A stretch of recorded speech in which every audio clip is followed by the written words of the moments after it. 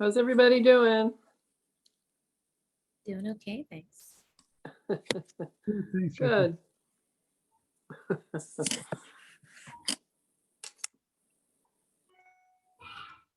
Good evening, everybody. I'm here. Hi, Linda. Hi there. The gang's all here. Who's Just there? waiting for, we got Leah, Brian, Ernie, Melissa, myself, Jackie, Rod. Waiting for Jeff and Jeff. But I guess we have 5 of us, so we could probably get started if we want. I'm going back to mute, but thank you. Okay, thanks. I'll wait for Rod to appear. I can only see this. Oh, there is his keyboard. That's a hopeful sign.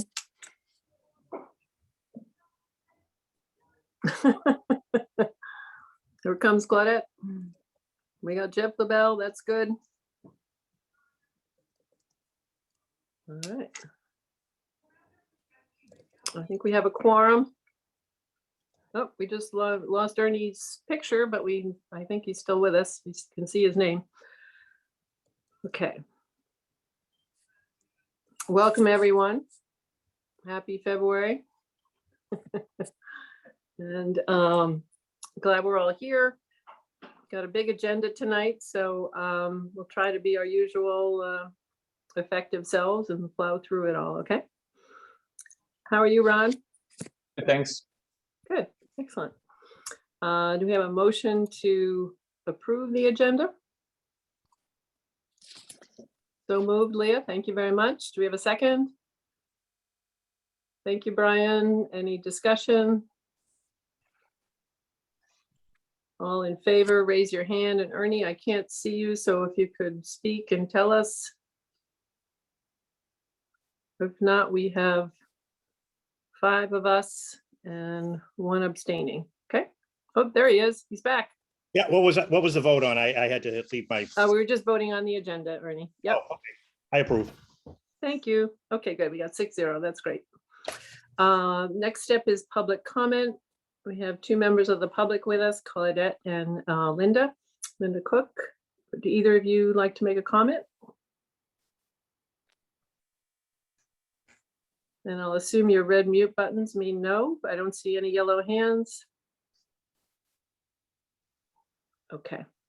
All right. We'll ask again later. So thanks for coming. I appreciate your coming. The next item on our agenda is the draft of the land use regulations, administrative procedures. That's the first big section of the rewrite that we're doing.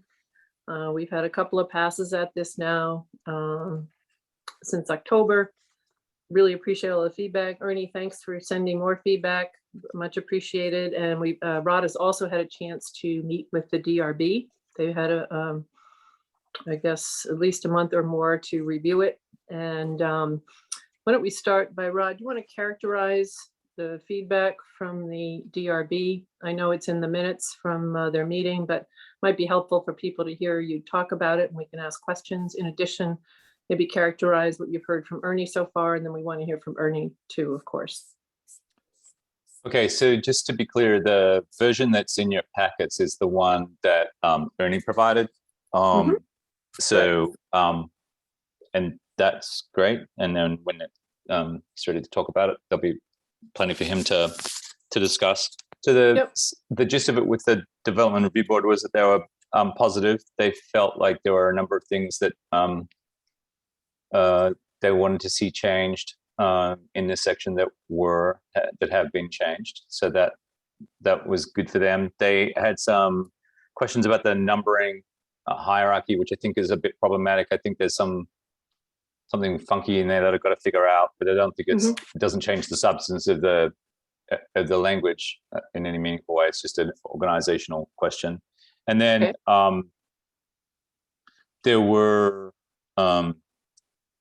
very thorough readings provided by several of the DRB looking at different aspects. I think that they were obviously interested in the, if you like, the division of labor between the zoning administrator and the development review board. So when things go to the development review board and under what circumstances and what the process would be there. The minor versus major site plan review we discussed in some detail, and I think it's good for us to spend a bit of time perhaps talking about why there's a distinction between major and minor and how that works. I think it came up with Jeff LaBelle and others when we Yes, it talked did, about yeah. it. Discussion, But yep. but in general, it was the review was positive, and I got a lot of important feedback that I need to incorporate into the draft. So Good. Thanks, Rod. Any questions, I guess, for Rod about the meeting with the DRB?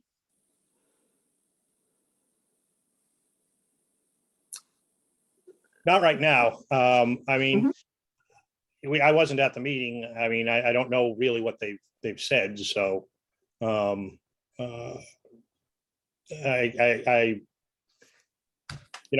I bring my own experience, 15 years of experience from the DRB to what I was doing on the by edit. So,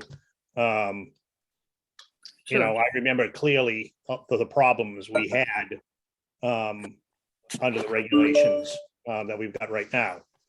And so I was trying to make sure that a lot of those problems don't exist anymore. Sure. Ernie, you want to characterize any of the changes that you provided? Do you think that are really important for the group to get a handle on? And then Jeff Goodrich has his hand raised, but I want to hear from you first, Ernie. Thank you, Jeff, for joining us. Okay. Go ahead, Ernie. Well, the basic thing that I was trying to do is make sure that things are relatively black and white. We're working with, the DRB is basically voluntary civilian people that, don't really, they need the assistance of the regulations to make the decisions. We spent a lot of time when I was on the board trying to divine what the regulations actually intended. And we often had to use the town plan to guide us, except that the town plan had a lot of the same sort of ambiguities and conflicts that not necessarily in the same exact places. And so it was often difficult to actually make a decision that we actually felt really comfortable with. And there was sometimes a lot of division that didn't really need to be there, because we knew that any way we ruled, we felt this very frequently, the way we ruled was going to set a precedent. And that's not what, people in that position should be having to do. And so I'm trying to help make sure that as we draft regulations, there's no subjectivity necessary. That is why that there are some things that were in the original draft of this part that say that the zoning administrator is in charge of. And I don't agree that the zoning administrator should be making those decisions, because I don't think that it's a good idea that when we have a panel who is supposed to be making decisions, that we surrender a lot of decisions to a single person. I don't see that as a good idea, especially when that person has a pile of other responsibilities and obligations as well. I don't think I'm not entirely comfortable, for instance, with minor subdivisions being handled strictly by the zoning administrator. I didn't like it when I was on the development review board, and I don't think it's a good idea. Because there's a part where it says that, anything that's decided by the zoning administrator is not appealable, or it implies that the appeal is a complex matter, one of the two. I can't remember exactly which. And, that shouldn't be the way it is. I mean, everything should be appealable. There should be nothing that cannot be appealed when you do regulations. There should be. Now, I've noticed that within the regulations, there is a lot of the Administrative Procedures Act requirements, basically, where it's basically you've got to exhaust all your administrative revenues first. And that's good. I mean, I don't see any need to change that, but I do think that every single decision that gets made should be appealable. And so I might have even missed some of those places where decisions are made that should be appealable. I mean, it's one thing for the zoning administrator to make sure that an applicant has all the information they need to make decisions that they have to make in order to make their development proceed. But it's another thing altogether for the zoning administrator to also have the authority to actually assist them at implementing those decisions. And I don't think that's fair, and I don't think it's fair to the taxpayers. I don't think it's fair to the town. It makes the zoning administrator have two masters, the town and the developer. I don't think that's at all reasonable. So I think that concept has to go away. We have to have the town administrator. If we're going to have, we can ask for another office to be created if we're going to provide free assistance to people that already have the money to be hiring lawyers and engineers. I think that's what they should be required to do. Okay, So thanks. that's where I'm going. Is trying to You make had sure- emphasized, these points last time, and I think, yes, and you're underscoring the idea of where, I guess, where does authority lie? And in one example you give is the minor subdivisions. And then another is in assisting individuals. So those, I think those are two things to hold on to for a moment. I want to ask Jeff why, I just want to acknowledge Jeff because his hand is up. Maybe it's down now. Jeff, did you have something before I continue Yeah. with Ernie here? I'd like to respond. May I? That's why I acknowledge you. Yes. So to Ernie's point, I'm not aware, or let me restate that. So the DRB membership is lay folks. They're folks from the community who don't have experience in the development realm. That's the way this construct is arrayed. So to the extent that these lay folks have comments, it'd be great to have the planning commission engage them, not a staff member, because this is not a staff commission, but a planning commission. But the planning commission engage them to understand their concerns. And their concerns to me seem appropriate. And we should address their concerns in the context of what the land use rules require, and then construct or seek to construct whatever it is we're doing going forward. Thanks, Jeff.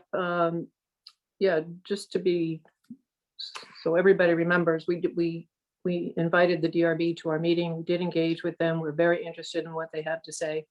We're not cut off from communicating with them. So I think there is a lot of interest in their feedback. That's why we asked them to review it. They had a chance to go into it in detail with Rod the other night at their meeting. So Ernie, you had something you wanted to say?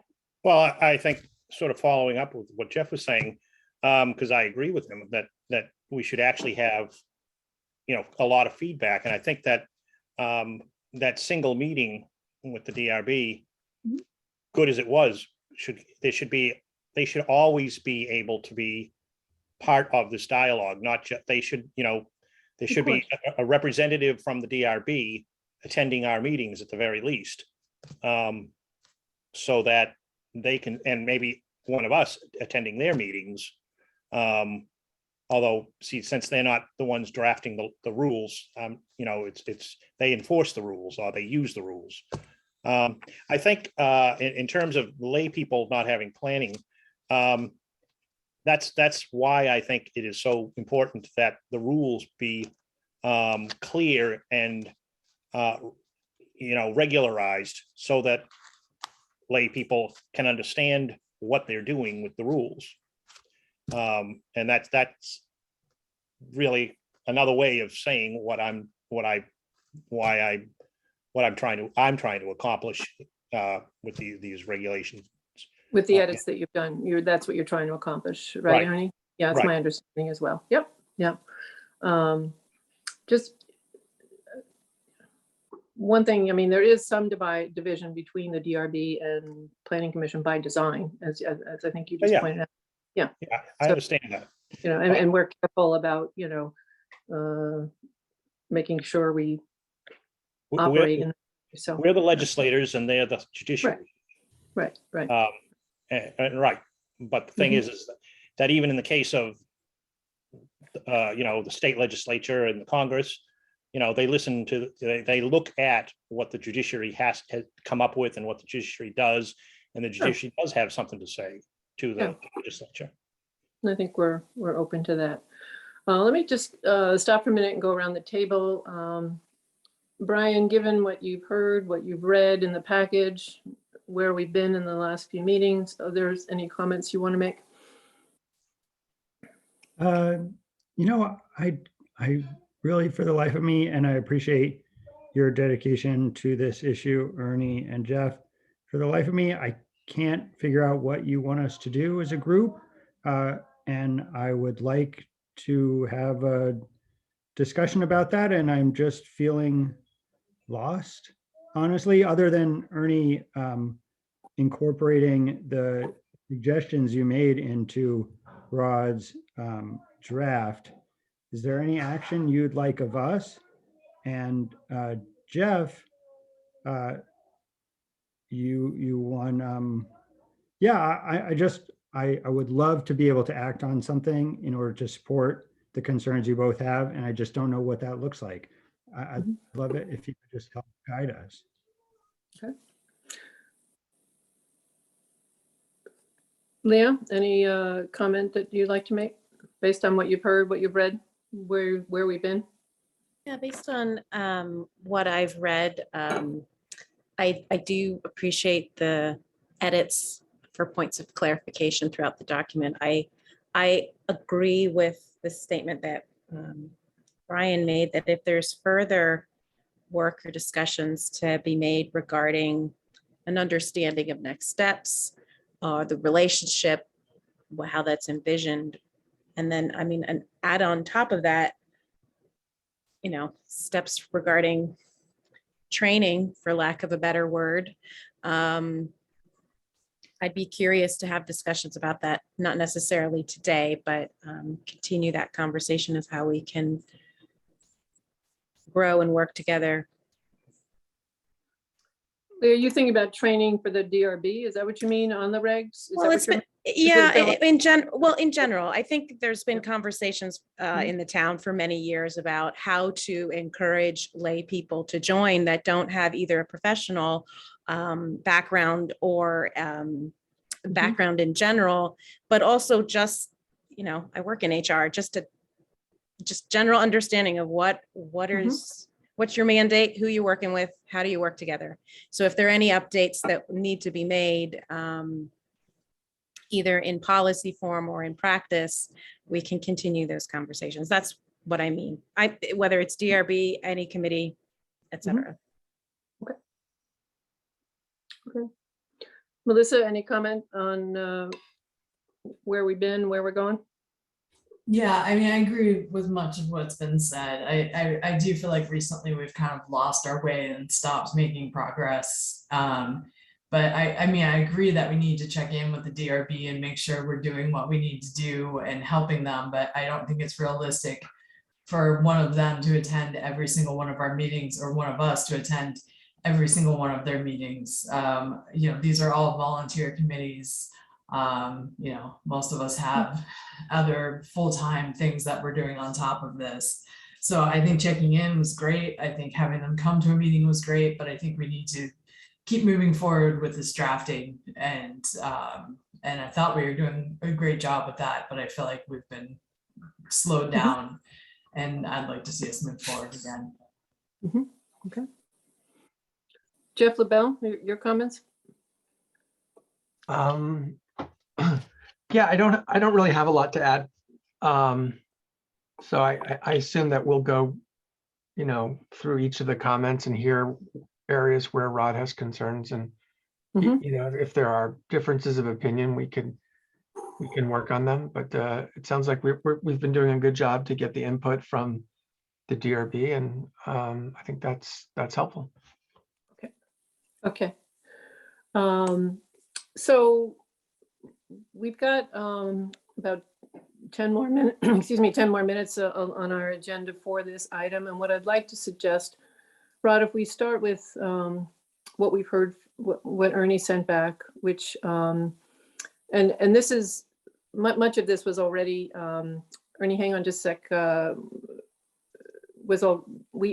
this isn't all new. Let me put it that way. We've gone through some of it last time, and then this is additive. Do I have that right, Ernie? It's additive. The same changes as last time, I noticed, plus new stuff, which is right. I mean, that's what we've done. It's the same. Yeah, I hadn't finished Right. last time. This time I finished what so far we have been presented Okay. with. That was my understanding. I just want to make sure. Okay, that's good. Ernie, you had something you wanted to say right Yeah, I now? wanted to address what Brian said, because he asked a very simple question, I think. And it deserves at least as straight an answer as I can give him. Mhm. I think, and I also want to respond to Melissa for a minute.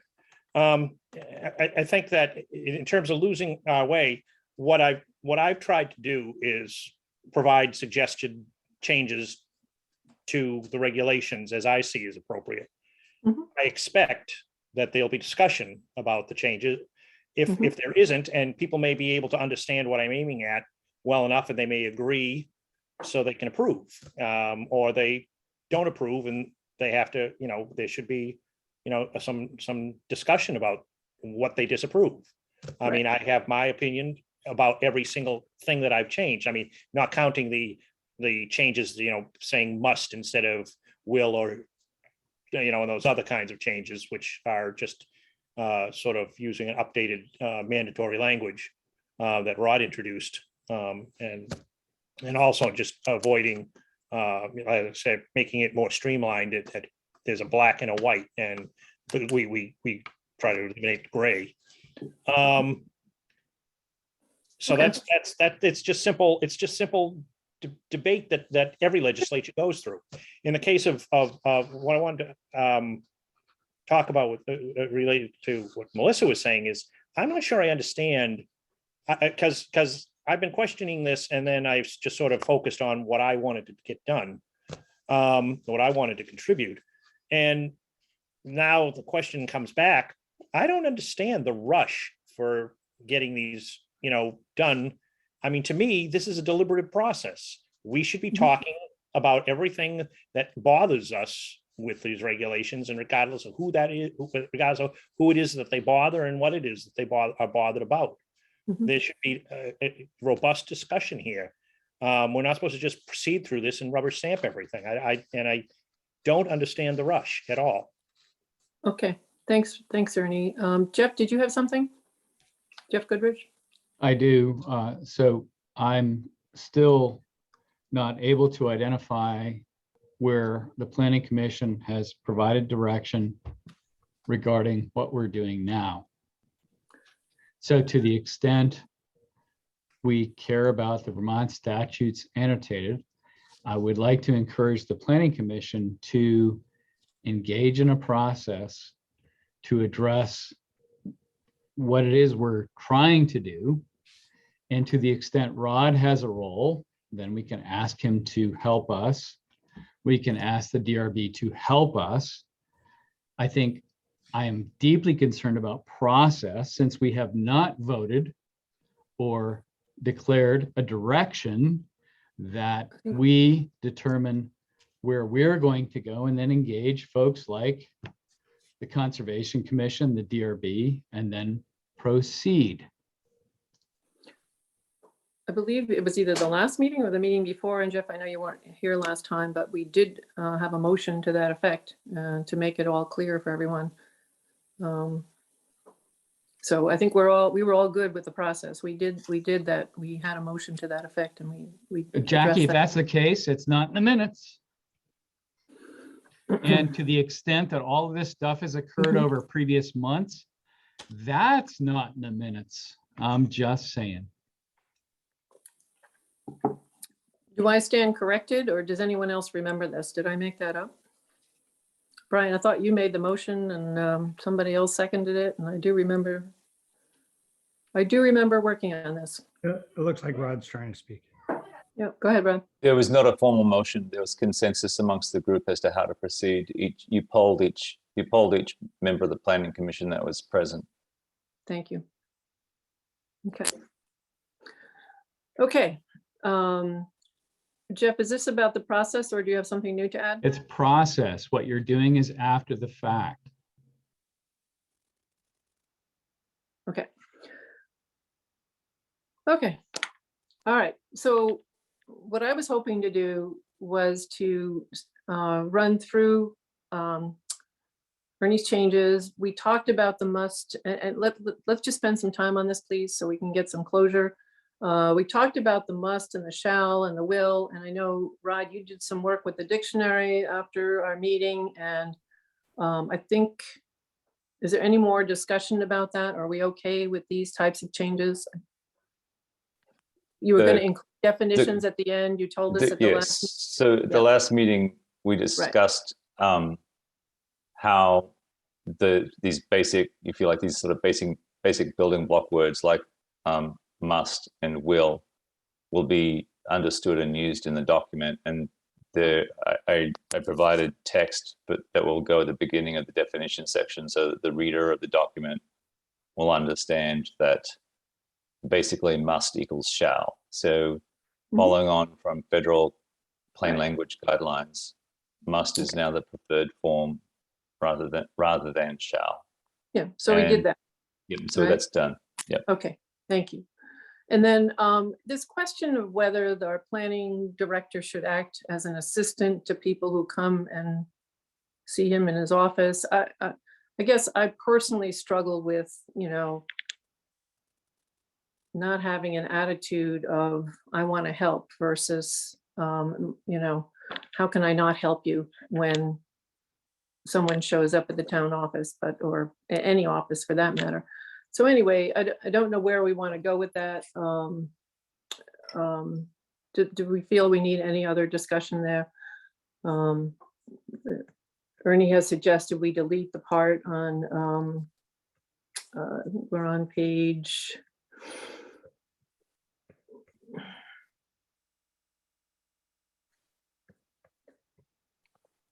Yeah, it's 1009.C that we, I think that's the one.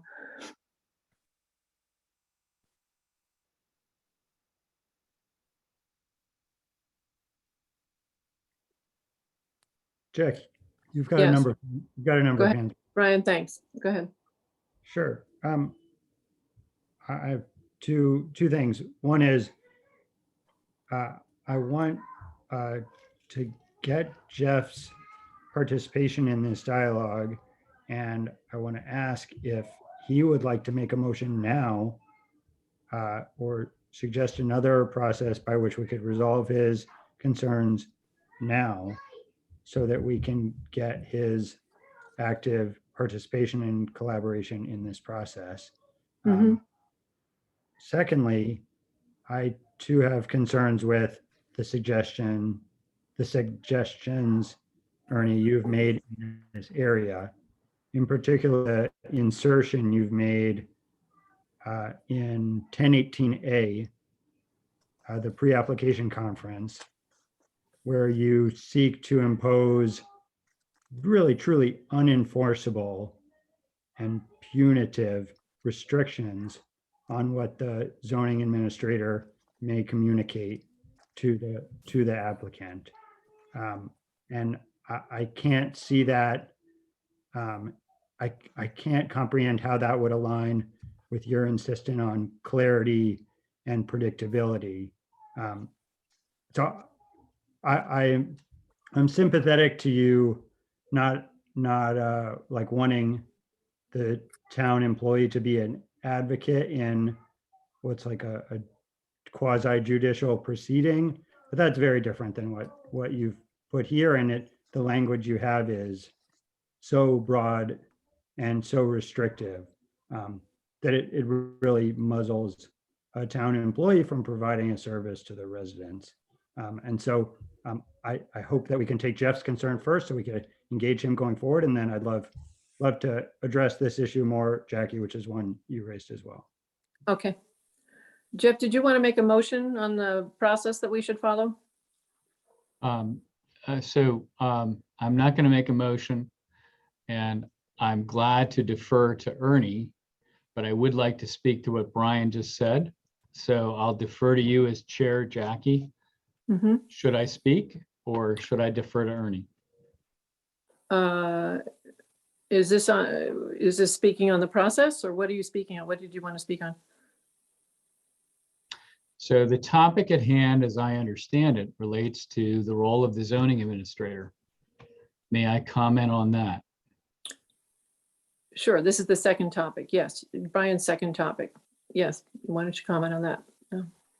So if I may, dealing with 200 to 300 towns in Vermont and New Hampshire, my view of Rod and Phil is that they have appropriately, as zoning administrators, attempted to embrace applicants with respect to what the rules require. In that context, I think they've done a good job, whether I agree or disagree, but that's their role. Their job is to interpret the rules and then suggest to applicants how they may proceed. My experience with both Rod and Phil, whether I agree or disagree, is that they have done their jobs reasonably well.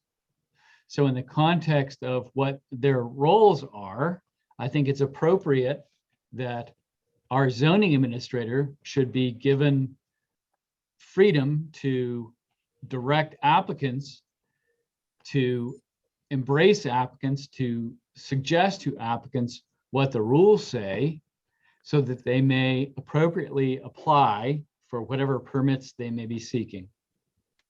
Okay, thanks, Jeff. I just want to add that Jeff LaBelle is having computer problems. Rod, will you please let him in the meeting? Apparently he lost his connection, and so he needs to get back in. Okay, thank you. Thank you. Ernie, go ahead. Okay, I was going to try to address Brian's issue, but I think I can address that by addressing Jeff's, what Jeff was talking about. Like I said, what I don't want to see is, what I want to prevent, see this not happen again, is where the zoning administrator has two masters, the town and the applicant. That's not reasonable. He can't do a good job. No one can do a good job having two bosses. That said, I worked primarily most of the time in the DRB with a zoning administrator who actively assisted some applicants in circumventing the regulations. He didn't just assist. He didn't provide information. He helped them circumvent. That's the job of their lawyers and their engineers, if they feel they got to circumvent the regulations. That's not the job of the zoning administrator, who works for the town and should be, that the town's interests are represented by these regulations that we are drafting. And so he should be basically making it clear that these regulations are the law. This is what you've got to do. It's not his job to then say, but you can try this and go try and see if you can get around these regulations this way. That happened numerous times with the previous zoning administrator, and I don't think it's appropriate. And I also don't see why the townspeople should be paying for services to an applicant that the applicant should be paying for himself or herself. We're providing a free service when we do that. that is adverse to the town's interests. And What I'm hearing, Ernie, I think it's a question of maybe extent and, I think the planning director is clear where their paycheck is coming from, and that's who their master is, that's who the boss is, but that doesn't preclude providing customer assistance. Rod, do you want to make a comment? Yep. Sure. I noticed that Jeff Goodrich's hand is up first, but it's up to you, Jackie, whether you want to recognize Jeff or me. But yeah, sure. Jeff, go ahead. I didn't see it. Go ahead. Thanks, Jackie. Through many projects, I have not seen a single situation where either Phil or Rod have tried to advocate for an applicant to circumnavigate the regulations. Rather, whether I agree or disagree, I've seen both offer opinions about the ordinances, subdivision, and zoning, which is their job. And whether I agree or disagree, I think they're doing their job. Thanks, Jeff. Rod, you want to make a comment? And then I have an idea for a way forward here. Go ahead. Sure. So I want to say at first that that I understand where Ernie is coming from, and I understand his concern. And but I also want to remind people of what I said a couple of meetings ago. There's a great variety of skills and backgrounds on the part of applicants, and there's a great deal of variety in terms of the complexity and the size of the projects. And so the kind of fancy sounding idea of a pre-application conference and the applicant being able to request that, if the person doesn't have English as a first language or is not comfortable or familiar with the structure of the document, which depending on your point of view and your background and experience could be intimidating or just confusing, or they're uncertain about what certain things mean. And I think that here, what I'd say as a person who's grown up and worked in a field that is intrinsically spatial in nature, it occurs to me frequently when I work with people who are trying to do a project that they have a really hard time actually understanding dimensions in space. So, they have a very difficult time actually translating what they want to do into the kind of information that we need to place in the form. And so even professionals, architects and engineers, contractors, often call or email with really good questions, but really basic questions about, well, do you mean this, the way Hanover does it? Or do you mean this? I'm not sure. And then sometimes the answer is simple as like, yeah, it's not the way Hanover does it. We do it this way.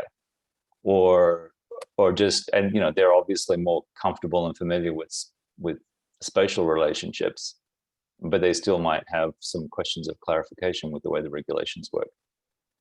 So in my mind, that's offering a form of assistance that facilitates a good quality application and provides the applicant or the applicant's representatives with the information that they need. It's not providing strategic or tactical advice. And I've been a zoning administrator for a long time, and I've trained zoning administrators, and I've trained boards and planning commissions and I've drafted multiple sets of these regulations. I know when I'm being asked a question for a tactical or strategic reason, and a well-trained zoning administrator will understand that they're being asked to do something, convey something to an applicant. And when they're well-trained and their position is respected, they can politely decline to do that. So, whether they're responsive to the coercion from the applicant at that point or not, that's a hard call. But I think that I'm afraid that that in Ernie's quest for clarity, and real high contrast, black and white, a large part of the day-to-day business of the zoning administrator would trap them in a situation where they would be sort of literally holding their hands up and saying, I can't help you, I can't answer that question, if they were to take a literal reading of the way Ernie's drafted this section.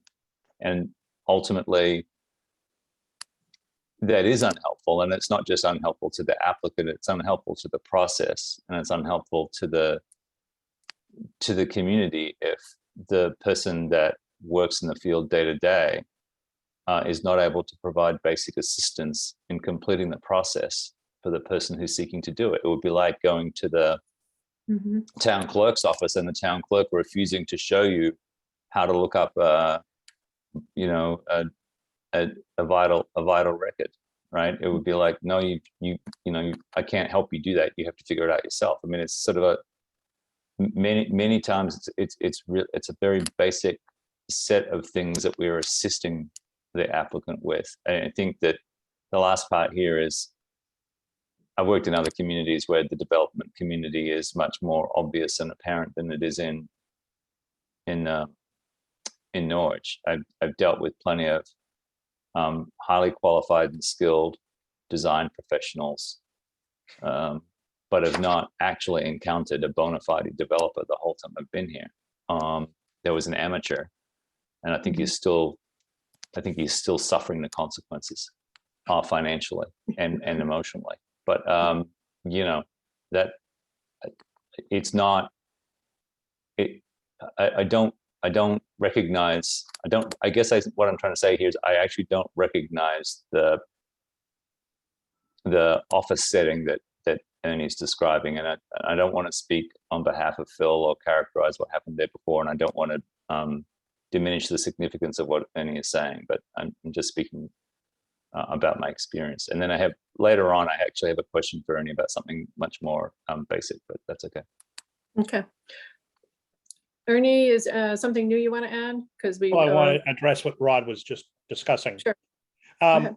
Rod used actually a pretty good example of what I want to avoid. Our regulations should not leave somebody questioning what we intend. Okay. I mean, at some level, you do have to sort of stop and say, okay, we're going to get to a certain level of granularity, and then, you know, we're going to have to wing it. You know, we're going to have to let somebody, and it would be the zoning administrator in this case, sort of deal with it. But you know, there was a specific example that I can discuss. Is we had an applicant come into the town. This is while I was on DRB. We had an applicant come into the town. They wanted to take a large piece of land and put a PUD on it. But the PUD they wanted to put on, what they came to the Development Review Board with, and it had a lot of discussion. And this is one of the times we ended up having to go to the town plan, and we really didn't get good answers from the town plan either. What the applicant brought at the previous zoning administrators, with the previous zoning administrator's assistance, looked like a housing development spread throughout the entire 100 acres or whatever it was lot. So instead of having PUD clearly says it shall be compact, most of the land shall be conserved, and yada, yada, yada. This thing had this long snaking road that basically wound through the entire property, and it looked just like the kind of road you would put in, and the houses were spaced from one end of the property to the other. And it looked just like the kind of layout that I have seen when people are proposing subdivisions with multiple, you know, suburban type subdivisions of multiple houses. And the zoning administrator was trying to tell the DRB that this is a PUD. And that was not a PUD. And ultimately that, you know, the plan was rejected, but just barely. And it was a huge amount of discussion, and that should not have happened. You know, the PUD is a specific thing, and the zoning administrator felt more allegiance apparently to the applicant than to the town, because he was in favor and was supporting and arguing in favor of that PUD. And the problem with, as I observed it on boards like the Development Review Board, is they are very easily led by somebody like the zoning administrator, because the zoning administrator is an expert and they are, as Jeff said, lay people.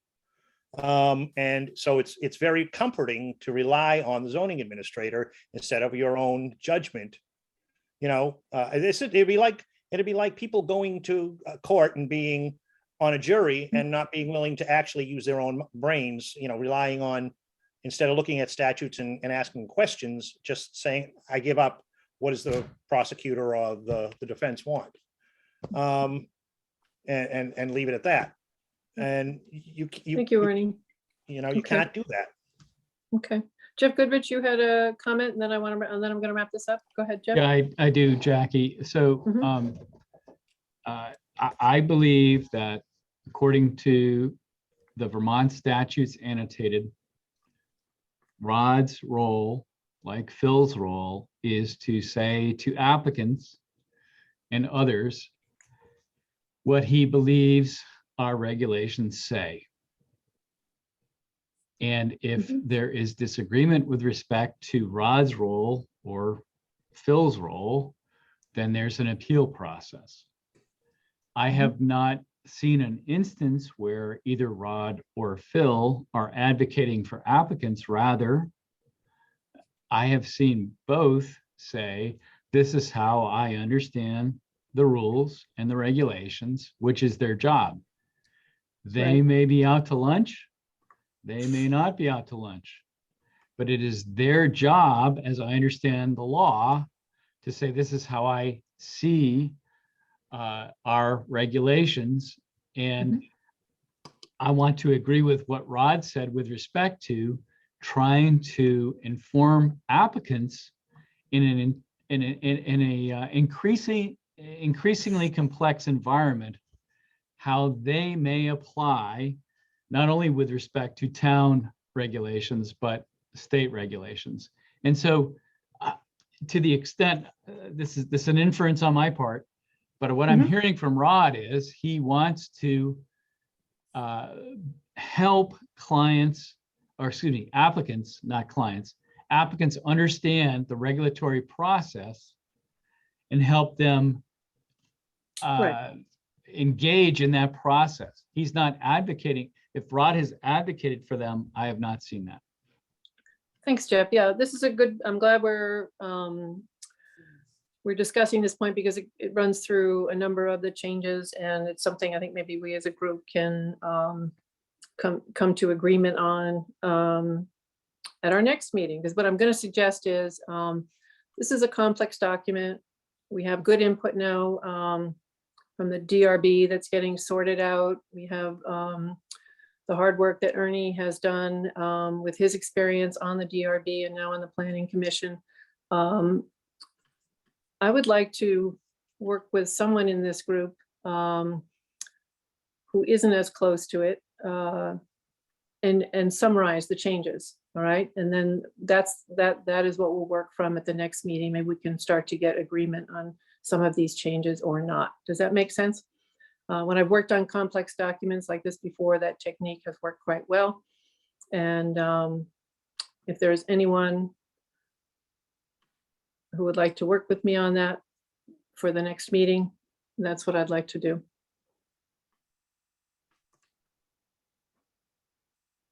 Jackie, so Yep. by summarize the document, you mean try to sort of distill the core issues? Or Yeah, distill the core- changes, just the changes. I want to isolate the changes. But the and- principles behind them, right? Like, so like some Yeah. changes play out on multiple pages, but you might Correct. not correct, summarize correct. in one thing, right? You know, Yes. what is the yes. role of the zoning administrator in this? kind Right, of- exactly. We have this theme of role of the administrator. It comes up Got in it. this suggested change, this suggested change, this Got it. suggested change.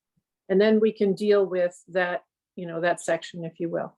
We have Makes others, sense. some of it's just language, which is pretty, I think we've already taking care of some of that. If there's more, that's not going to take a lot of time. But where we have these themes of changes or issues that we should be discussing, and that I want to just bubble that up for everybody so that we can have it on a piece of paper and start to come to agreement. Is that okay? I'm seeing hands up. Yes, for me, that would be really helpful. I feel like we spent a lot of time on it already tonight and it'd be nice Yeah. to have. I agree. I think it'll, yeah, but yeah, so it takes this kind of a process to get to where we can actually start to take action, but I think we're familiar enough now that this should work. I think Jeff Goodrich, you had your hand up first. Jackie, Ernie was before me. Ernie, you had your hand up first. I was just putting my hand up. No one else had their hands up at the time he was looking for volunteers, so I had my hand up. Okay, okay. I was hoping, okay, all right, we can do it that way. I was hoping somebody who's not as familiar with it, because I find that helps in terms of summarizing it. But Ernie, if you're the only volunteer, we can do it No, that way. Jackie, I'd Yep. like to volunteer actually with Okay, all right, good, nearly 40 years of experience to inform you. great. I don't mean inform you. Jeff, To is it support okay? I you, mean, to support you, I'm Ernie, sorry. thank you. Ernie, is that okay with you if I work with Jeff? Sure. I mean, Yeah. one just of trying the to get- things I never addressed was what Brian I sort of got around it. But what I wanted to say is that the whole point, I'm not perfect here. Yeah. I mean, and sometimes I had to wing things so that I can just get it done. Right. So like the language that Jeff's talking about, Brian's talking about, that's like everything that I've done is debatable. And Yeah, I would fine, expect it to be yeah. debated. Yeah. So I just wanted to answer Brian on that particular thing. Nothing I wrote is perfect. It's just that it's the best I could do. Sure. And I was showing my sincerity that I mean this. Yeah, no, this isn't, it's very helpful that you went through this exercise, and I'm trying to help us as a group, because as a group, we got to get some agreement on so we can finalize the document. So I'm just trying to help us do that. But okay, so the action item is Jeff Goodrich and I will summarize changes for folks. We'll work from that song sheet next time we meet. You'll have these, the detailed documents to refer to, of course, but the song sheet will help us get our heads around it. Okay. All right. I'm seeing Leah's head nod. Brian, you all right with that? Okay. Jeff said it was helpful. Melissa, you okay with that? Yep. Okay, great. Thank you. Thank you. All right, why don't we move on to item 4 on our agenda. We've got announcements, reports, director's update, ARPA update, and correspondence. Before we get into Rod's report, I just want to acknowledge again the Child Care Committee. Brian, very quickly, you want to tell everybody where you're at, because it's a big deal. Yeah, sure. We finalized the report and passed it along to the select board. They will hopefully be discussing it. The conclusion, the finalization of the report marks the end of the committee unless the select board acts to restore it or create a new body with a new charge. In the last section of the report, we suggest some kind of unfinished business that a future group could take up, as well as earlier some notes for the select board itself to consider if it wants to take up action in this area. In general, I just encourage you all to read the report.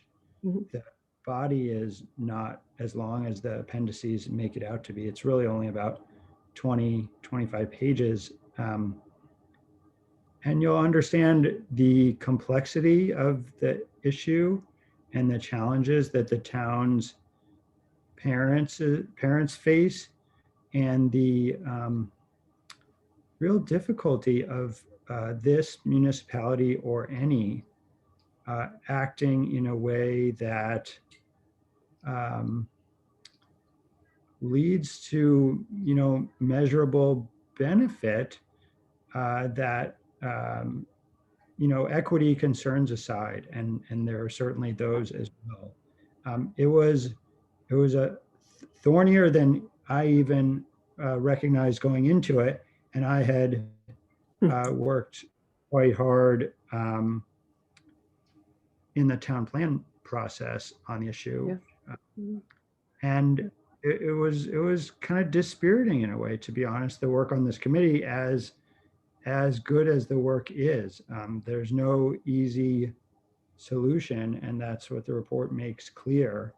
And so I'd encourage you to read it and reach out if you want to discuss it. Yeah, it's a real issue in the region, as well as nationally, of course.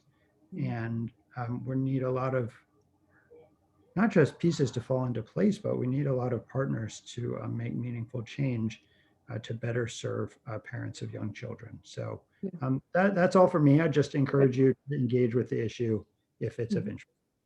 Thanks, Brian. Yep, it's great. And Ernie, I want to just say the Article 36 task force report that they put out, I was really impressed with. It's a well done job. Did you have something, Ernie, or is this your hand left over from last time? I think that's a hand Okay. left over from last time. Okay. Rod, you want to do your report? Sure. Really quickly, I now have the name of the engineer that's reviewing the draft contract that was submitted by the preferred consultant for the wastewater feasibility study for the village and adjacent areas. I've been in touch with him. As you may expect, lots of state personnel involved in this field are really busy, and I'm hoping that within a week we can move towards signing the contract and getting the people in place. And I'm disappointed that I don't have that tonight, but I don't feel comfortable moving on until we've got a contract in place. There was no correspondence this month.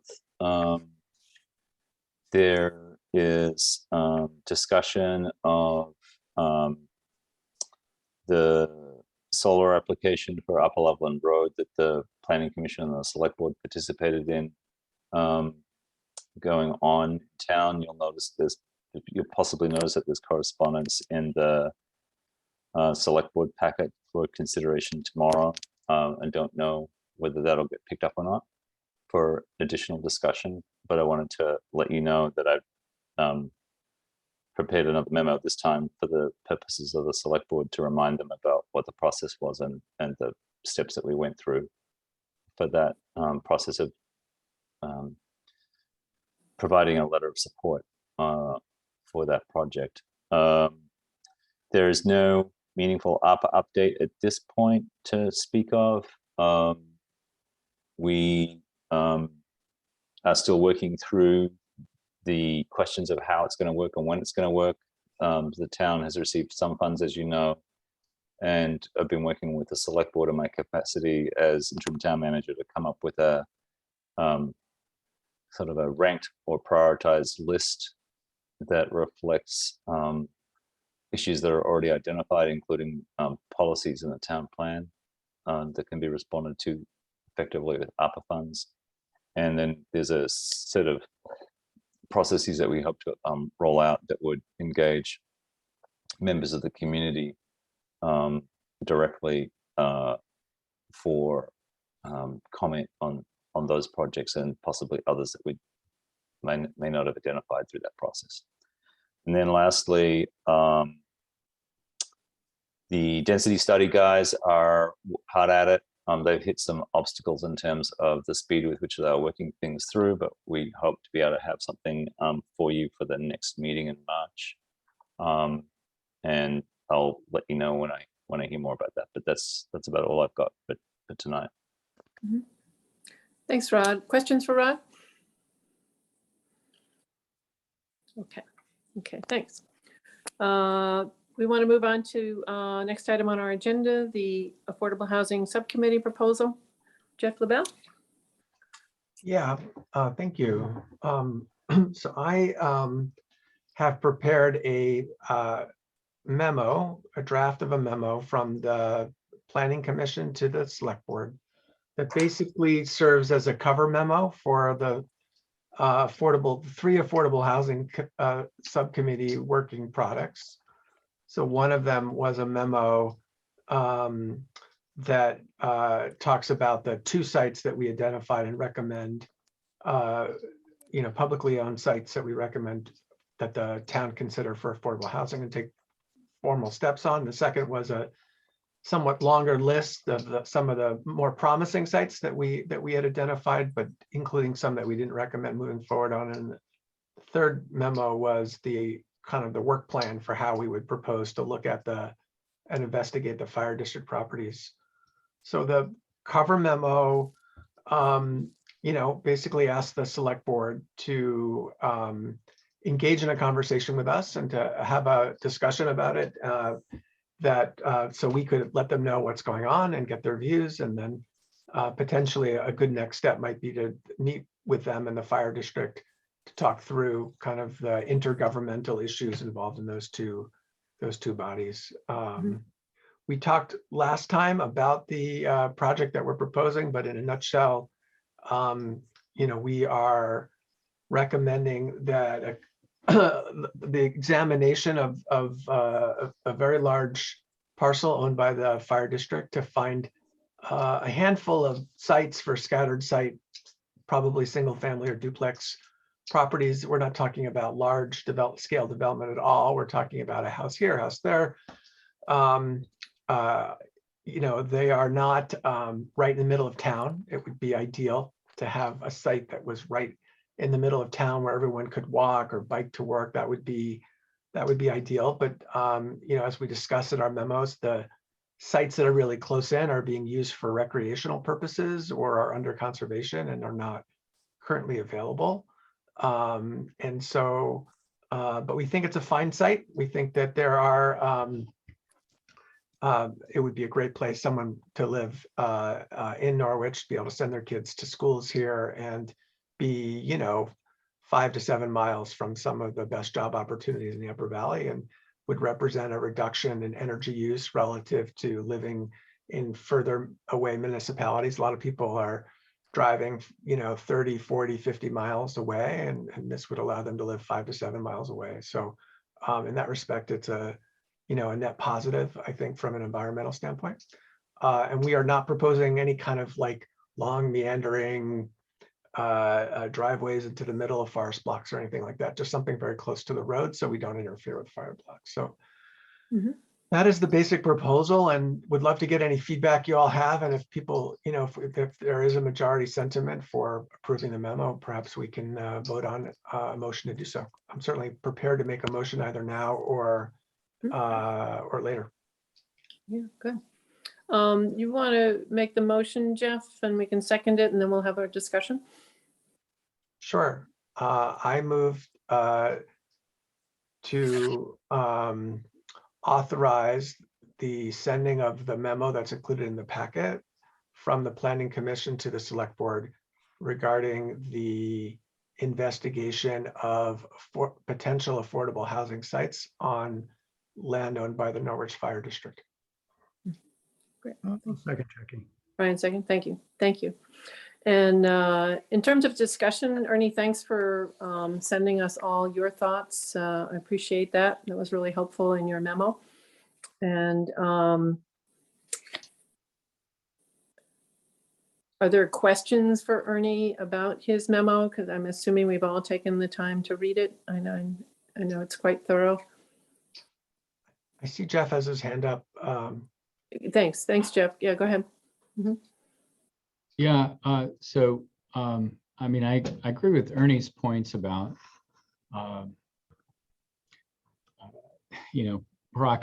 proximity to downtown jobs, et cetera. Those are all good concerns. As a member of the Affordable Housing Subcommittee, my main concern is that let's see if there are available sites. There is an available opportunity for housing without defining what that may be. And then my main concern is how do we control the affordability of whatever we do as a town going forward? Mhm. So to the extent we can say this works, I would support something that may say, we'll control it for perpetual affordability. And I'm sure I'm saying that poorly, but that's my goal.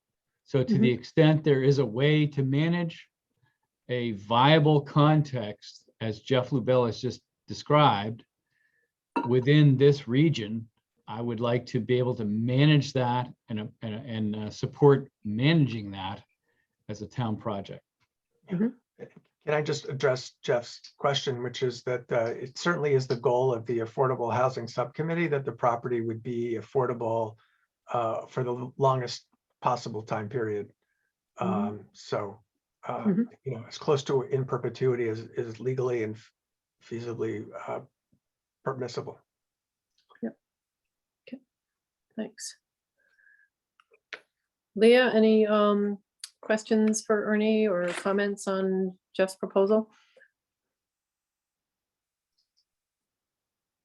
I appreciate Ernie's document. I read through it and I agree with several of the points.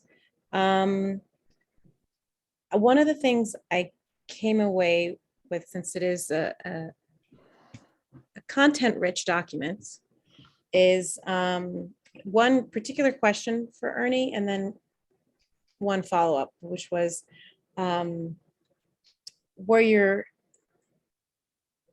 suggestions based on, apart from the links that you provided, were they based on personal opinion? Were there also interviews as well? Because I'm curious about public comment. And then the follow-up question was, like, in one sentence summary, just so I make sure I understand, what's the key takeaway you want from this? Because my understanding is it was primarily mentioned to say not in agreement with the Planning Commission's suggestion, but I want to make sure I understand that correct. So one is interviews and then the other was key takeaway, just to help me understand.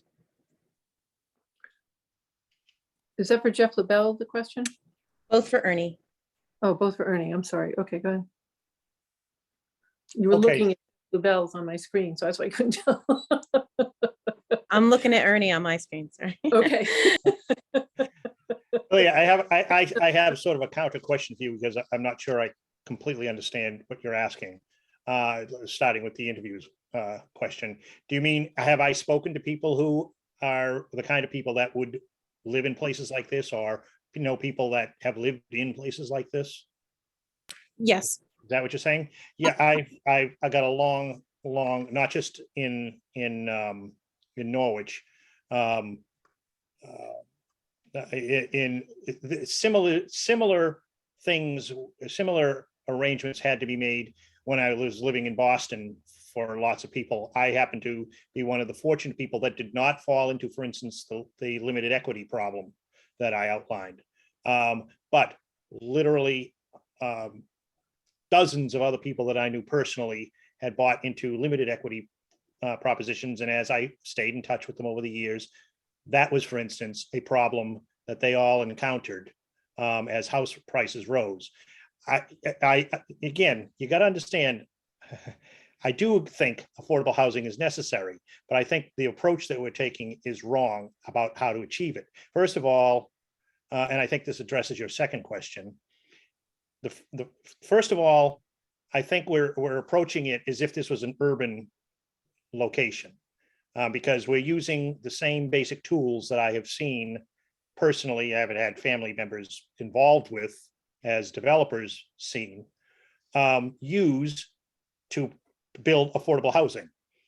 It doesn't. It's an inherently difficult thing to work with, and it's not very successful except in the most dense urban locations where it works stunningly. Can you be more specific about are you concerned about the scattered site use of single family and duplex homes? Or what exactly is the tool that we're using that is only successful in urban settings? I'm not, it's not clear to me. The concept of how you fund these affordable housing projects, because it's been addressed numerous times by people on the Affordable Housing Committee that it's really going to be difficult to fund them. I've heard estimates of about $250,000 to build even an affordable house. Where's that money going to come from? Well, we're going to try and raise it, but if we can't raise it from the community, which So, I have, I'm not done. I'm not Would you done. like to know how we're going to fund it? You're welcome to ask. I'm happy to explain, because that's Well, not the plan.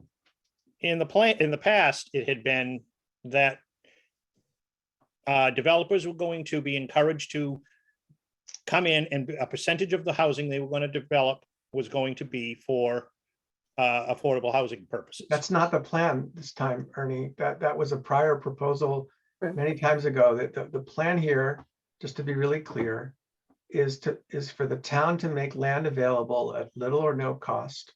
So that reduces the cost of development. Ideally, we might also use duplex construction, which has lower per unit cost than single family construction. And because it's the town that owns the property, we'll have the ability to limit the profit that is used and when it's sold. And so the home will be able to be sold at a below market level to somebody who buys it. The funding is going to come from the person who purchases the home. And the town is not going to cost the town anything. The thing that the town is giving up is it's making land available at little or no cost. And that is essentially the implicit subsidy. And in order to address Jeff's concern about ensuring that the homes stay affordable over time, the only choices really are rental housing or some type of shared equity home ownership process, where the family who buys the home and the sponsor of the home kind of share any benefit of home price appreciation, in order to allow the family to build wealth, but also allow the property to stay affordable over time. So there's nothing about this idea of an inclusionary, that's not this proposal. That's a completely different proposal, just to be really clear. I just wanted to make sure we're talking about the same thing, Ernie. Okay, Good. that's fine, because that eliminates one. Hang on, concern Ernie. out of many. Jeff had his hand up. I'm sorry. Go ahead, Jeff. Jeff Goodrich. Yeah. Now I'm unmuted. So I appreciate the back and forth. So this is a sequential paradigm, as I understand it. So the first question is, are there viable sites? To the extent there are viable sites, what may those sites support? And then how do we, as Jeff Lubell just described, provide a shared equity paradigm that benefits possible users? And as a disabled veteran, there is a ginormous need for affordable housing in this community. So I'm not prepared to say I want to support this in terms of how we proceed forward. Beyond, can we identify possible sites for housing in the context of fire district / town-owned lands? Thanks, Jeff. We haven't heard from Melissa yet. Melissa, anything, any question you have on this? Hearing none. Brian, too. Yeah, Brian, any comment you want to offer? I know you played a large role in developing these materials over a long period of time, so thank you. You want to, you have a comment? Sure. Yeah. This is something that the town can do with very little expense to begin to respond to a regional problem. We, as a town, currently make a small, though not insignificant, contribution in this regard. We have a community of shared equity home ownership in Star Lake. We have that, and that is a great thing. Ernie, you're right that it can be a challenge to move beyond that. the reason it's a challenge is if there's such low inventory of housing for folks to graduate into. And that's the case here in our town and in the region. That's a separate challenge. But the first step is important too. I'd encourage you to reach out to the residents of that community to learn perhaps about their journey to home ownership and why they valued being part of this town, even under that model. I think this is a great step. Again, a low-cost step that the town can take, and it doesn't commit the town to do anything in the future, and it establishes a common source of knowledge, an impartial, expert-driven source of knowledge for towns policymakers to use in the immediate and longer term. I think it's a great step that we should take, and I embrace this proposal. Thanks, Brian. Ernie, one more comment, and then we're going to ask Rod to reread the motion. Go ahead. Yeah, Leah had asked me to explain, had I spoken to people? And I actually never finished what I wanted to say. And I know I'm trying to get long-winded, so I apologize for that. Mhm. It's half Irish, what can I say? But the point is that, as a matter of fact, Star Lake is the local example that I can think of, because most of those people moved in around the same time into this town as I did, just a few years later from when I moved in. Their kids, many of their kids went to class, were in classes with my two. Many of them became friends, good friends. And I know the process that they went through, the process of getting the property, what they had to do ultimately when a couple of them, at least, were able to move out. It was actually very difficult for them to move out because of exactly what I wrote in my comments. They were way behind the 8 ball when it came to trying to purchase. 20 years after they had moved in, they're ready to move out, and they still have a difficult time because they sell the house and they have only a small amount for a down payment instead of, a significant portion after 20 years. If I sold my house right now, I'd have a significant amount of money. I could practically build a whole nother house with the equity I have in my house. They couldn't do that. They barely had a down payment after 20 years of making payments.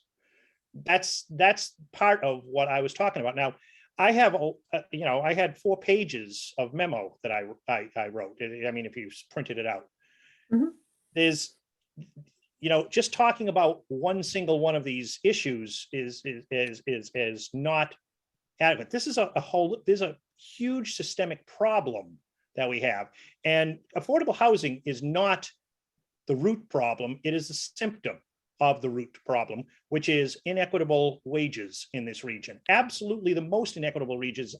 And I've been a wage earner in this region for a long time, and I know what it costs to live on the wages that you get paid by the local employers.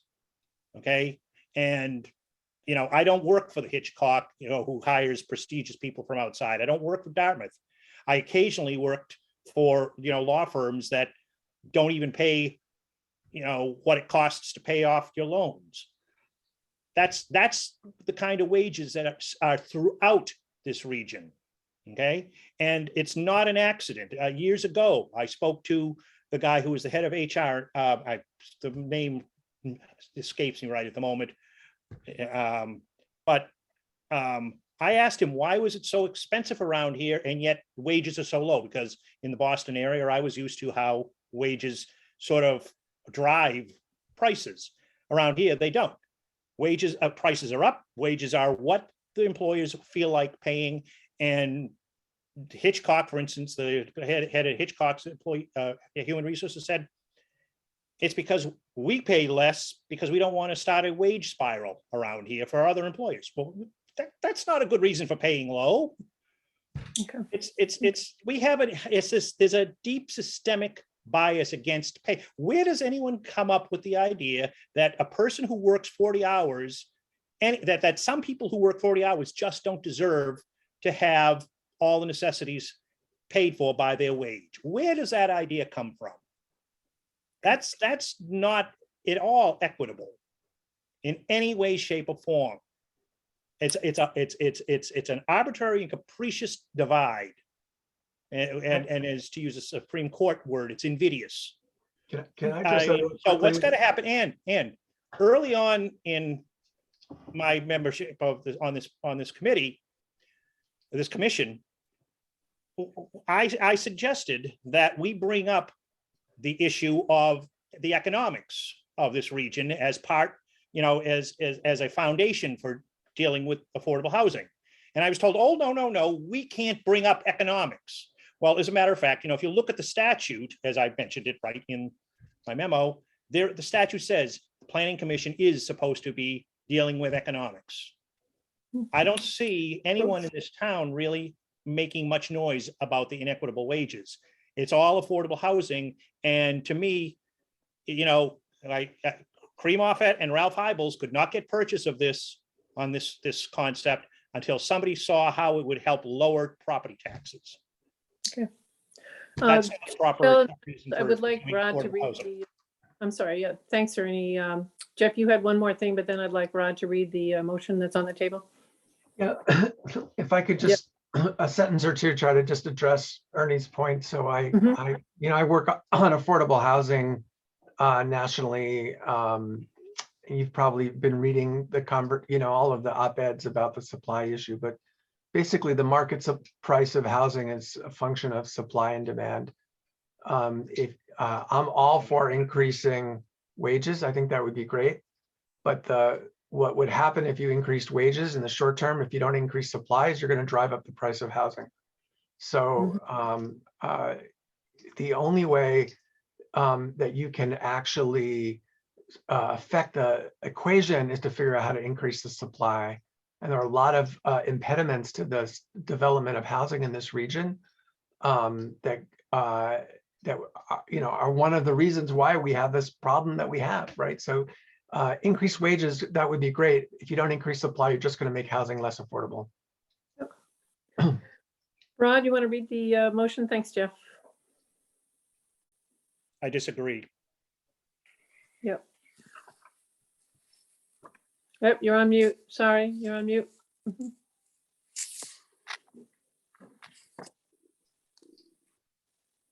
I don't have the motion written down. It was in fact Jeff LaBelle that read out the motion, so I didn't capture it. I'm sorry. You want me to say it again? Yeah, maybe. if you wouldn't mind, that would be great, Jeff. Okay. Sorry. Sure. Okay. Yeah, the motion was I move that the Planning Commission send the memo in the packet to the Select Board regarding the Affordable Housing Subcommittee's proposal to investigate the suitability of land owned by the Norwich Fire District for affordable housing. Okay. And basically it says we would like a discussion with the select board about this whole package is what it says. We want to go to the select board and talk about this package. And Brian seconded. We'll take a roll call. Brian, how do you vote? Aye. I saw your lips move. Aye, let me be clear. Aye. I'll call it as I see you on the screen. Jeff LaBelle, Aye. Leah, Aye. Ernie, Nay. Jeff Goodrich, Aye. Melissa. Aye. Thank you very much, Melissa. Thank you to everybody. Thanks for turning on. And Jackie, how do you vote? oh, I vote aye. I'm sorry. I forgot myself. Yep, I vote aye. Great. Okay, thank you all. Yeah, let's move to item number 7, the Cannabis Control Board Guidance for Municipal Land Use Regulation. That's a mouthful. That was the title of the PDF that you were all sent. And yeah, the new news is, this is Vermont guidance that's been sent out for municipalities dated January 2022. So it's hot off the press. And you may recall, I think it was 3 years ago, if I'm not mistaken, the select board voted that we did not want retail outlets cannabis retail outlets in the town of Norwich. But there's more to it than that. There are more aspects to this business than just retail outlets. And that's what this document addresses, those other aspects of the business. And so the purpose of this item on the agenda is to help get us up to speed on this material. Okay, thanks, Jeff. And because as we get into the detail of the land use regulations, we will have to consider this in our thinking. And one thing that struck me reading through it is you can't really discriminate. We can't isolate regulations, land use regulations for cannabis. So it has to fit within the framework that we develop. But anyway, we just have to keep all these pieces of the pie in mind as we rewrite the regulations. Rod, how did I do in terms of paraphrasing? You did really well. You're a quick study, so that's great. Let me, in acknowledging that we're running a little bit behind, Yep. I think it would be good for me to just to sort of add a few other details in here and try and kind of highlight what I think are the policy decisions that now confront the Planning Commission. So as Jackie helpfully pointed out, at some point in the last 3 years, the select board determined that they did not want to allow retail sales for so-called adult cannabis products in Norwich. And that's been minuted and resolved as a policy question. So for better or for worse, the Planning Commission doesn't have to discuss that because it's already been decided. And so to be clear, what we're talking about is sort of the cannabis equivalent of a cafe or a bar that would sell not medicinal cannabinoid products, but cannabis that gets you, stoned. So that's not apparently going to be an option.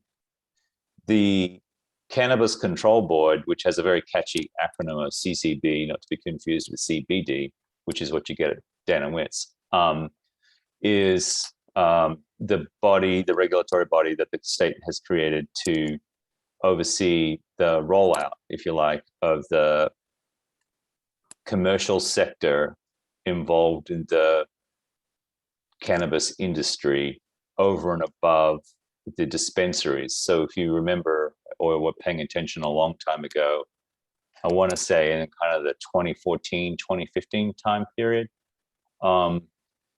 the first step that Vermont took, which was a bit early relative to a lot of other states, was to license cannabis dispensaries for medical use. And as long as you had a prescription or a recognized medical condition that cannabis as a dispensed product may alleviate the condition or treat the condition in some way, such as glaucoma or something, you're able to buy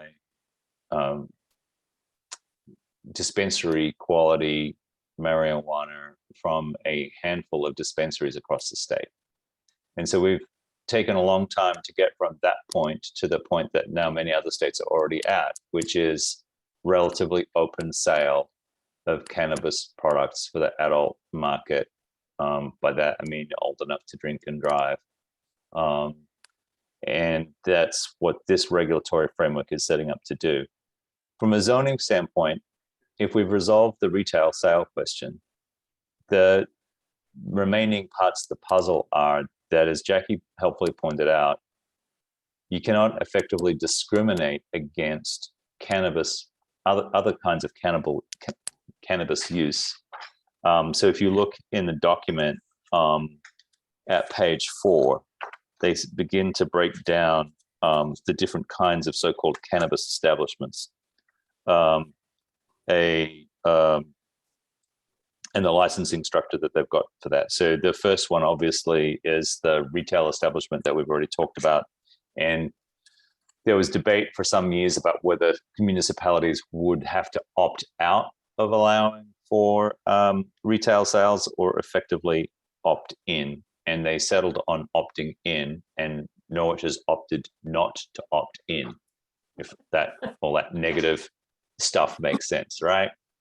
But there was this big debate about whether it was just be presumed that you would be able to sell adult cannabis products in a municipality unless that municipality took the step to opt out from that, which would have presented some costs and challenges to each municipality that wanted to do that. So they reversed it. So there's a general rule outlined on page 5 here that Jackie was referencing. B, municipal regulatory authority, the general rule. Cannabis establishments are subject to the same zoning rules and municipal ordinances that apply to any business. Beyond municipalities' general authority to create and enforce zoning rules or ordinances that apply to all businesses, they do not have the power to create special rules for cannabis establishments. By that, they mean, to take a sort of a really basic example, that now you're really accomplished as drafters of zoning regulations, the setback. So dimensional standards, what zoning regulations frequently contain, and depending on the zoning district and the use, you might have a certain set of setbacks. So say it's 20 feet from the front right of way, or 10 feet from the side or rear property boundary. You couldn't impose a separate set of setbacks just because what was going on that parcel had something to do with cannabis.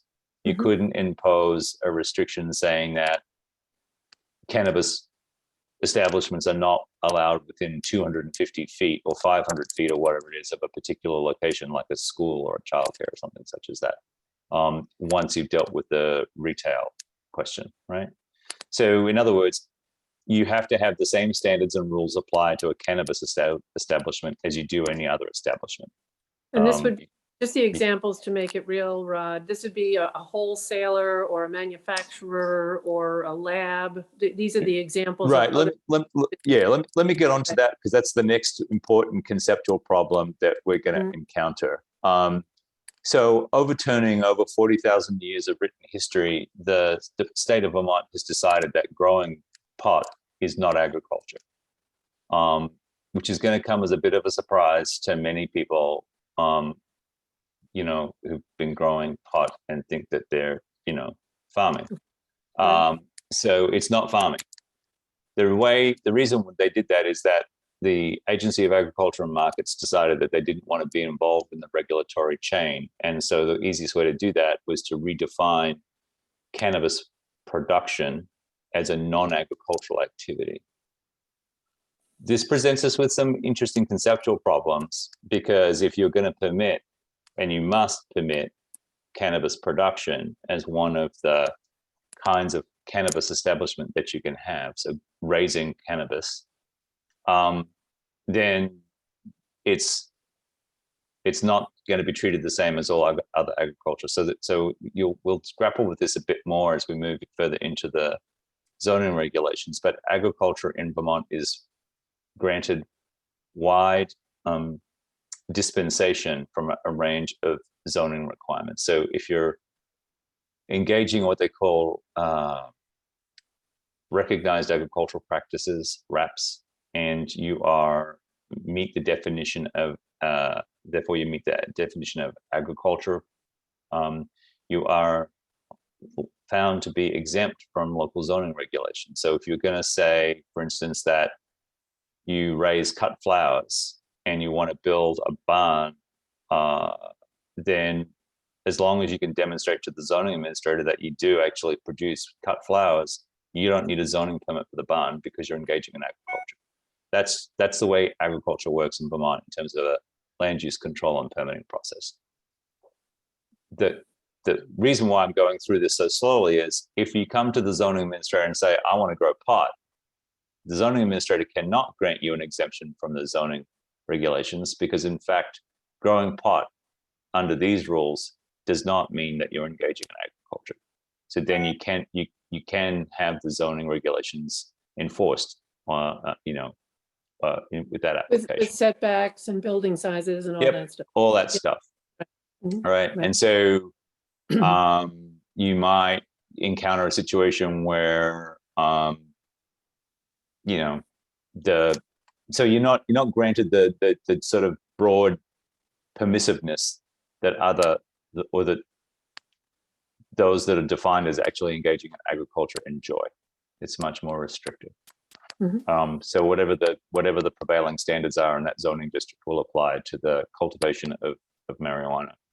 From a definitional standpoint, the Planning Commission is going to have to come up with how to define what on its face is an agricultural practice, growing dope, or growing marijuana, and call it something else. And my suggestion at this point, for the conceptual ease of it, is that we would refer to that as an agricultural establishment, and define agricultural establishment in the definition section of the land use regulations, and define what the setbacks and the dimensional standards and all those things would, from whatever the underlying zoning district would apply. So that would possibly be the easiest way around it. The question of warehousing and labs are in some ways a little trickier, and also in some ways a little easier. I don't know what the likelihood is of people wanting to do research and development into adult marijuana products is in Norwich, but I guess there's a possibility. And in those instances, I think that we would identify those as potential uses in the commercial and industrial district, which, as you know, is a pretty small area on Route 5, on the eastern side of Route 5, south of 10A, between 10A and the border with Hartford. That's the only commercial industrial district that we have right now. Now, I say that, but later on, when the Planning Commission gets into dealing with the number of zoning districts that we've got and what they do, what's permitted and what's conditional in each one of those zoning districts, of course that could change. But so that would be my suggestion. So I just wanted to bring that to your attention, and make sure that that you understood what was going on. I should say that in the conversations that Jackie and I had for pulling the agenda together and getting the meeting organized, I did share with Jackie that I've had more than a couple of phone calls and emails from residents in Norwich who are eager to, first of all, I guess, get a sense of what Norwich's attitude would be to cannabis production, and then what would be involved in actually obtaining permission to do that. And so I've tried to explain that we're going through the process of rewriting the land use regulations as of now, and that we hope to have a clearer set of directions very soon. So I'm happy to take any questions on the on the topic. Okay. Questions? Everybody happy? Okay. Thanks, Rod. I appreciate that. It's good heads up. You're welcome. Heads up. Next item on the agenda, we're going to approve our minutes. Do I hear a motion? Yeah, Ernie, thank you. Leah, second. This is from the January 11th meeting. Any discussion? Yes, go ahead, Jeff. Yeah, I just would like a correction on the cost estimate for the consultant. So Yep. I realized I was probably speaking very quickly, and it's easy to get confused, but the estimated costs are between 4,000 and 13,000 for up to 4 sites. We would request up to $15,000 just to have enough money, for contingencies, but hopefully will cost less than that for up to 4 sites. Okay. So Thank I'm you. sorry, Jeff, could you just clarify the correction? So you saying you're requesting no more than 15, but that would actually be enough for 4 sites? So that's the correction, the 3 to 4? So if we frame it, I think in the minutes, it's framed as an estimate of the costs, right? Yep. So the estimates of the cost are between $4,000 and $13,000 for up to 4 sites. So that money Okay. would cover up to 4 sites. We don't Okay. have, because we don't have a consultant estimate in hand right now. Yeah, We're yeah. requesting up the permission to use up to $15,000, but we might not need that much. Does that Okay, make sense? Right. I get it. Total, Thank you. total, not per Total. site. Yeah, Correct. total. Total. Right. That's good. Okay, good. And Thanks, it's just Jeff. for that, it's just to get through the feasibility, and it depends, on how many sites we take all the way through the process in terms of the. Okay. Right, you may dismiss some very quickly, yeah, okay, very Yeah. good. Okay, cool. All right, any other corrections before we take a vote? All in favor of approving the minutes, raise your hands, please. I can see you all now, that's great, we have 6-0. And next item, any other business that anybody wants to raise? In terms of the future meeting schedule and agenda, our next meeting is on March 8th. And for our agenda, we will go through the summarized suggestions for changes to the land use regs. Okay, that'll be job number 1. I guess we'll have, well, we'll see where we are with the affordable housing memo, if the select board is ready to meet with us. If I'm not, yeah, see how quickly we can get on their agenda or whatever. And then plan for that. The density study report, correct, Rod? Yep. That'll be good. And then, oh, one other item I have, if you look at our work plan, which is at the very last page of the packet, we have targeted for March, the trails and paths and sidewalk master plan and coordinating with the Conservation Commission. I guess a question for this group, it seems like something we should talk about to organize, how to organize this thing. Does anybody see it a different way in terms of how we're going to get this off the ground? Rod, did you see that any other way? I mean, I think it can be a fairly short discussion, but maybe what's the scope and who do we think? Yeah. should be- that stuff? I think it would be useful just to sort of frame it out as an exercise, and then probably most importantly, really begin to think about how many balls you can have in the air at once. So once, you'll have the wastewater study, the density study winding up, you'll Right. have this, and then you'll have the land use regulation. So there's quite a bit out there in terms of workload. So the two things I'd say is the scoping thing should be realistic, and then the scheduling of it should also be a question. Yep, understood. Yeah, I know there's a lot. I think this also feels to me like, much like the Affordable Housing Subcommittee, this is work that can, and the Child Care Committee and the Article 36 Committee, this is work that can go on that we're not involved in all the time. Right, Yep. Rod? Yep. Yeah. Yeah, so we'd and I be think, hearing- the other Hearing critical, back from, what's that? I'm sorry, the other critical element is just the staffing levels that we've got available to support it. So, I think that's another factor. Yeah, understood, understood. Okay. Yeah, Brian, you had a question? Yeah, thanks, Jackie. Just a quick note and nothing for the commission to act on, but we have a few members, myself included, whose terms are set to Yes, expire or be renewed in the coming couple of months. And these are always opportunities for more of our fellow residents to learn about the work of the commission. So if you know anyone who's interested in taking on this kind of role, I'd encourage you to reach out to those people and have them really engage with the group to test out their interest, and perhaps attendance at the next meeting could be encouraged. They could see what they may be getting themselves into if they choose to request a place in this group from the select board.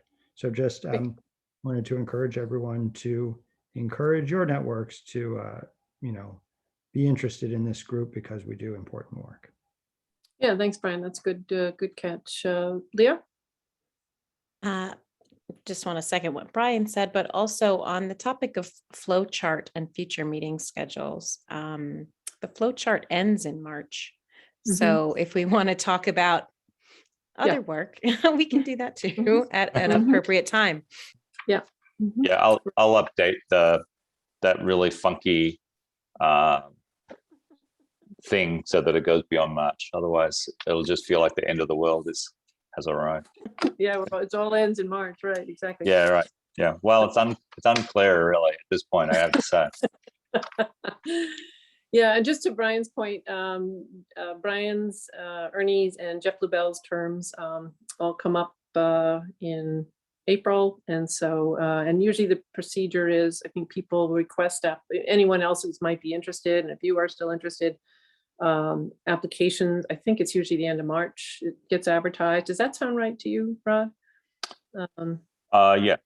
I think that in years past, the select board has made announcements about the open positions. And then I think that the planning commission itself has also attempted to advertise the presence of positions. Yeah.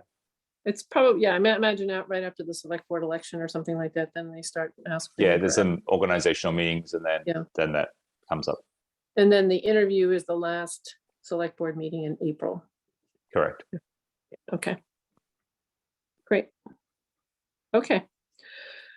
All right. Any other items for the agenda or okay, then we are on to public comment. Claudette, thank you so much for coming. Linda, thank you so much for coming. Is there any other comment you would like to make, or any comment you would like to make before we leave?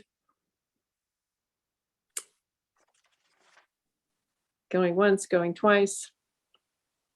Okay. And then do we have a motion to adjourn? Brian, thank you. Leah, second. All in favor? Aye. Aye.